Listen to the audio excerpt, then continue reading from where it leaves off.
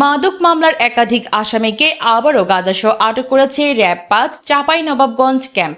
সোমবার চাঁপাইনবাবগঞ্জ সদর উপজেলার গুনিরমোড় এলাকা থেকে তাকে আটক করা হয়। আটককৃত ব্যক্তি হলেন চাঁপাইনবাবগঞ্জ সদর উপজেলার দেলবাড়ি এলাকার সাফেদ আলীর ছেলে এরফান আলী।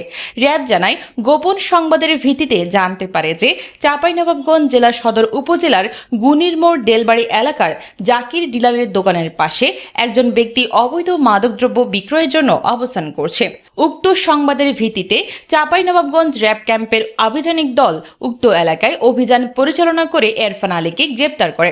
এ সময় এরফান আলীর কাছে থাকা বাজারের ব্যাগের ভেতর নীল পলিথিনে মোড়ানো 1 কেজি 300 গ্রাম অবৈধ মাদকদ্রব্য গাঁজা উদ্ধারপূর্বক জব্দ করা হয়। এছাড়া তার বিরুদ্ধে আইনগত ব্যবস্থা গ্রহণের জন্য তাকে চাঁপাইনবাবগঞ্জ সদর থানায় হস্তান্তর করা হয়েছে। Desk report, Chapai journal, Chapainawabganj.